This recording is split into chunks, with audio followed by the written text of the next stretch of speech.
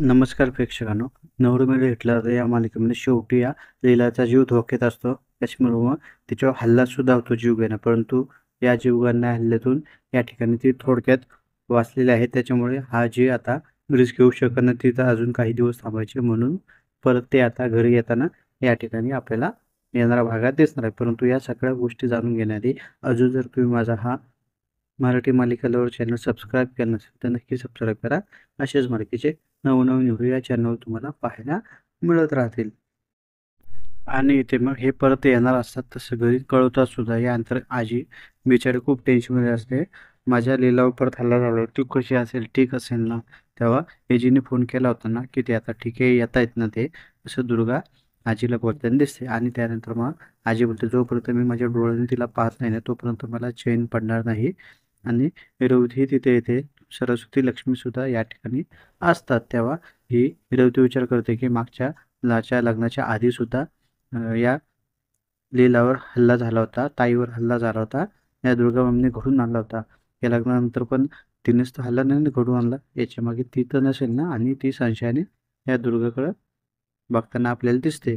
तेव्हा ही जराशी दुर्गा घाबरते, ही मला एवढं संशयाने का बघते? आणि ते सरस्वती लक्ष्मी पण बोलते, बघितलं का एवढं सगळं झालं, लीलावर हल्ला झालाय, पण आता ती बघ कशी संशयाने या दुर्गाकडे बघते.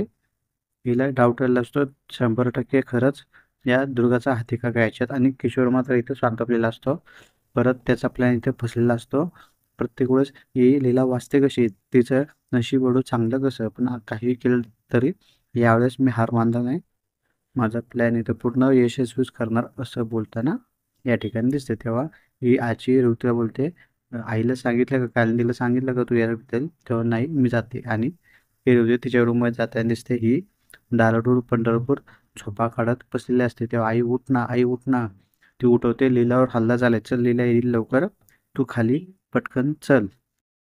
आणि इथे तुम्हाला पाहायला मिळेल की थोड्या वेळाने ही लीला आणि एजी या ठिकाणी येताना दिसते. आजी दरवाजात थांबते, बाळा थांब इथे, आणि तुझा जीव धोक्यात होता, कशी कशी आली, तुझं ऑप्शन वगैरे करू दे, पाणी वगैरे आणण्यास सांगते, त्याचं ऑप्शन वगैरे या ठिकाणी करताना दिसते. आणि मग आत आले तर, बाळा कशी तू, ठीक आहे ना?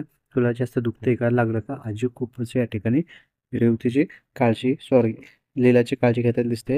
ही रेवती तिला मिठी मारताना दिसते, मी आता ठीक आहे, काही झालं नाही जास्त. आणि नक्की झालं काय याविषयी सगळं विचारतात. या ठिकाणी मग याचे जो सगळा काही प्रकार घडलेला असतो काश्मीरमध्ये, तो सगळा सविस्तर या ठिकाणी आपल्याला सांगताना दिसतो. बया, तुझं जीवावर बेतलं होतं, देवाची इच्छा आहे, देवाची कृपा आहे की ते थोडक्यात निभावलं, नाही तर काय झालं असतं मला विचारही करवत नाही, असं या ठिकाणी आपल्याला ही आजी बोलताना आपल्याला दिसते. आणि यानंतर मग हे जे बोलतो की मी हे जे कोणी केलं ना त्याला मी सोडणार नाही आहे, चांगली शिक्षा देणार आहे, याच्या मागं कोण आहे हे सगळं शोधून काढणार आहे. इथे थोडा या ठिकाणी किशोर घाबरताना दिसतो आणि तो विचार स्वतः करतो, हिच्यात निशेप ते चांगले प्रत्येक वेळेस वाचते. आणि मग पुढे मग हा बोलतो, विश्वा, मी जे काश्मीरचे रेड्डी आहे ना त्यांच्याशी सतत कॉन्टॅक्टमध्ये राहा, आणि मी तुला एक मीटिंग खूप मोठी अरेंजमेंट करायला लागलो, त्याचं काय झालं हो, मी सगळ्या गोष्टी केल्यात, सविस्तर मीटिंग वगैरे सगळं अरेंजमेंट आहे, काळजी करू नका.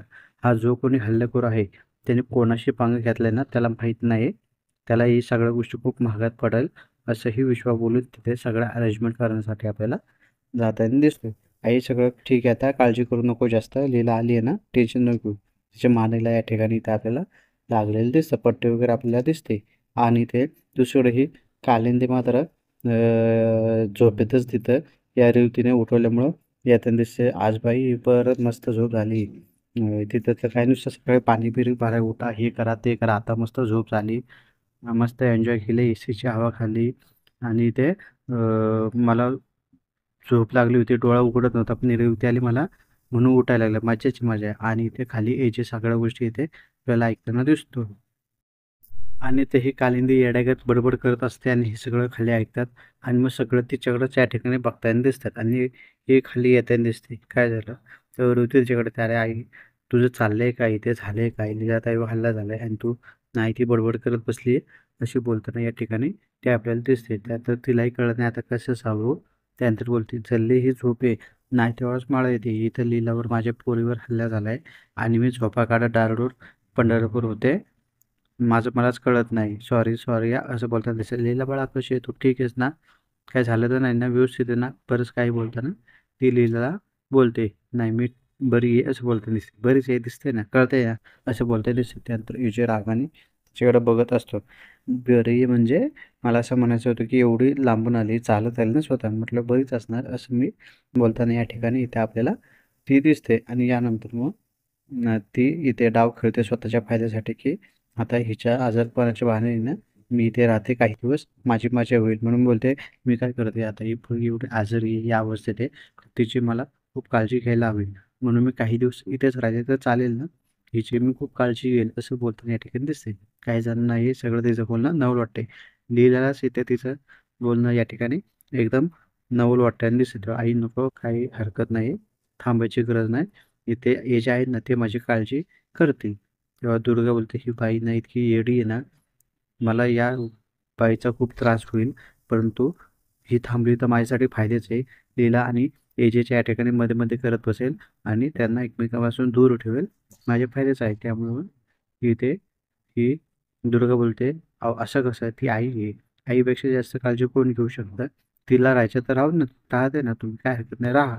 असं बोलताना दुर्गा त्या ठिकाणी दिसते. त्यानंतर ही लक्ष्मी बोलते, "दुर्गावहिनीला चालले तरी काय? या बाईला जायला सांगायचं ना, थांबायला कशाला सांगताय?"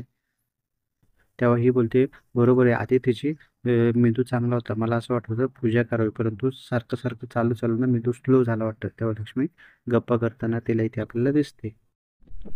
आणि मग या ठिकाणी पुढे तुम्हाला पाहायला मिळेल की इथे आपल्याला ही लीला त्याच्या मुलं एक फोटो येतो, तो विजेला पाठवताना दिसतो. कदाचित तो त्या शूटरचा होता आणि दुसरीकडे तुम्हाला पाहायला मिळेल की हे बोलते, "मस्त ना साजूक तुपातले काजू बदाम कुठे सांग, मस्त तुपातला शिरा करते माझ्या पोरीला या ठिकाणी खाल्ल्यानं खूप चांगलं वाटेल." आणि हिला लीलाला बरंच काहीतरी बोलताना दिसते. तेव्हा एजी जरा भडकवतो आणि बोलतो की, "एक काम करा, आता ना तिला खूप आरामाची गरज आहे, जास्त बोलू नका."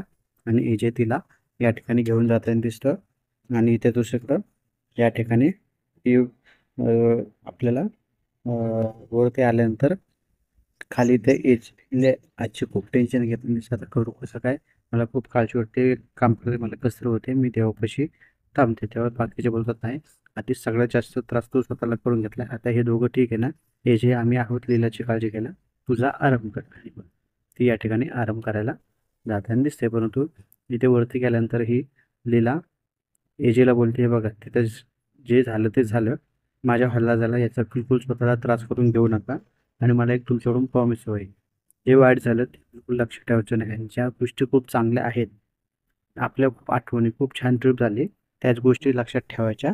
असं ती प्रॉमिस करताना दिसते, घेताना दिसते. ठीक आहे, तेच लक्षात ठेवेल असं सुद्धा बोलताना एजे लीलाला या ठिकाणी आपल्याला दिसतोय. आणि दुसरीकडे इथे खाली रेवती किचनमध्ये असताना इथे कांदे येताना दिसते आणि वरतून सर्व सगळ्या गोष्टी बघत असते. "अरे, काजू बदाम कुठे आहे?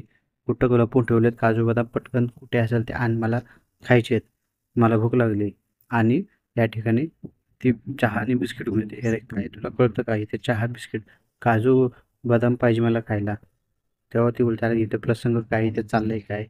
काय ते मला सांगू नको. तू इथं आली मी काय मोठे झाले का? मी तुझी आई आहे." असं बोलतात का कोणाशी? असं तिलाच रेवतीला झापताना या ठिकाणी दिसते. इथे मला वाटलं मी इथे आले, लीलाची आई, तुझी आई म्हणून मस्त माझं इथे या ठिकाणी स्वागत होईल, खातिरदारी होईल, पण सगळे लीलाच्या मागे लागले असं ती बोलते इकडे. "आई अरे तू चाललंय काय तुझं? बोलतेय काय? प्रसंग काय?" तर ते मला जास्त शिकवू नको, जा काजू बदाम कुठे लपून आणलेत ना ते भुकेने माझा जीव तडमडायला लागला असं बोलताना या ठिकाणी इथे आपल्याला ती दिसते. पण तो तिथे एजी येतो. एजी हे सगळं बहुतेक ऐकलेलं आहे आणि ही कांदे प्रचंड घाबरताना दिसते आणि बोलते, "काही नाही, माझ्या हातचा साजूक तुपातला शिरा हे लीलाला खूप आवडतो ना, म्हणून म्हटलं करावा." असं ते बोलताना दिसतं. मला विशेष मोहिते तुमच्याशी मला खूप महत्त्वाचं बोलायचं आहे असं या ठिकाणी तिची तिला या ठिकाणी बोलताना दिसतो. तेव्हा ही कांदे चांगलीच घाबरताना दिसते. त्यामुळे आता पाहू मालिकेत येणाऱ्या भागामध्ये अजून आपल्याला काय काय पाहायला मिळेल. धन्यवाद.